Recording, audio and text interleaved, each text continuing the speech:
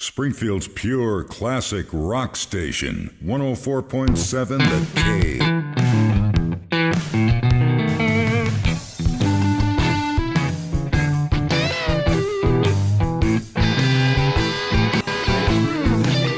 All right, here, Mike the Intern here at Back Home Brewing in Ozark, and as you can see, we're about ready to make our Cave Kingdom Red beer, Irish Red, and it all starts with making tea, I guess, is the best way to describe it. That's what you're doing in the process. They're doing the steeping right now with the grains and all that good stuff, right? Yeah, we actually transferred it out of the mash tun, and we're starting the boil, where we'll add the hops and do the different steps there for the getting the bitterness and the alpha acids out of the hops during the boil. Nice.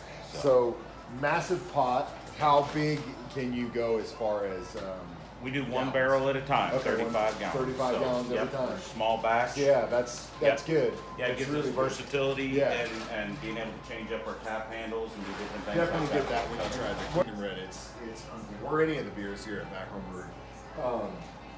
But as you can see, he's dumping in those delicious hops from.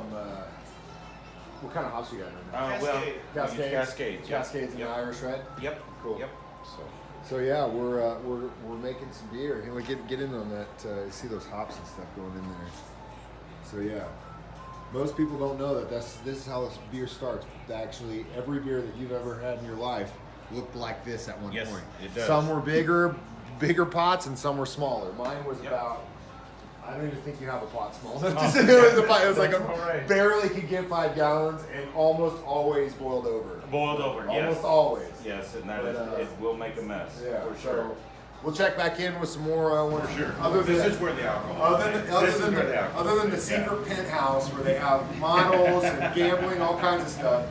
This is the second most important room at Back Home Brewing. Now, this right here is going to be the Cave Kingdom Red, and this would be the next step after what we kind of just showed you as far as the boiling and adding the hops. The only thing you're just missing out on is the time it takes to boil it, how long you're boiling it, and then basically the cool down. And what you want to do is get it down to a certain temperature as soon as possible, and then you siphon into one of these pretty things. You add yeast. Sometimes you add hops later, depending on what the beer is. You guys dry hop that? We don't. You don't dry hop not, this? no. Do you dry hop anything? We don't. You don't dry hop? Nothing's dry. Dry hopping basically means is you, at a certain point in the fermentation process, is what we're doing now, you open that thing up and you throw more hops in to give it more hop flavor. Then when you siphon it out, you just take the hops out of it. But your hop profile, I keep saying this, the hop profile on this Kingdom Red is perfect. It's got a little bit, because Americans tend to like hoppier things for some reason than the Europeans, because I guess we're fancy, I don't know. Either way, this is going to be the Kingdom Red. What's this one going to be? This is the fancy water. Fancy water. Yep. So after this is the first step, we'll put it in here. This is where the fermentation actually happens. When we rack off of all of that into the bottom, we let it sit here to clarify naturally. And so that's we get a lot cleaner beer through this. It's the homebrew steps. Yeah, you're doing exactly what I did. It drops down and it clarifies naturally that way through the drop in temperature. What you want to do, come here a little closer if you can.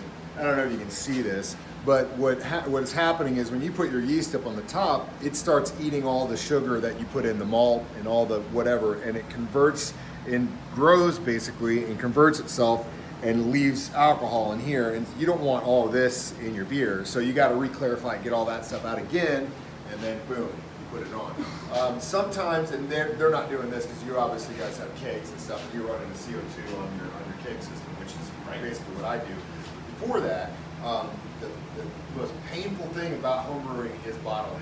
Bottle conditioning. Oh my God, it's the worst. Too much sugar, it reheats, it blows the Yeah, bottle. yeah, oh yeah. Not filling it enough, all I've that heard stuff. about people putting it in cars and trunks and having bottles. Oh yeah. explode. Oh, I used to, before I started kegging, I think this is probably one of the last times I did it, I had a whole upper closet area in my brew room, and I came home one day and I just see drops coming from one in there, and one had exploded and about 5 all went because of that one. Oh yeah. So yeah, bottling sucks. Don't put it in, if you do, that can happen. Just if you over carbonate, you're screwed. Kegging is the way to go. Yes. If you're gonna brew and you can afford it, get kegs. Get kegs. It's the way to go. So how long does this process take as far as this fermentation and being in these containers? It's 1 week in the primary, 1 week in the secondary, and then we transfer it into the kegs and carbonate it through the kegging process. So we're roughly 2 weeks from here to the tap. So Usually a little bit longer for the bottling because you gotta let it Yep. naturally carbonate. But the good thing about putting it on C2 is you just carbonate it Right there. off the bat. Yep. So, yeah, that's cool. Really cool. Well, again, thanks guys for having me out today. No problem. Kingdom Red, available only Back Home Brewing in Ozark. Come see them today. Thanks. Springfield's pure classic rock station, 104.7 The K.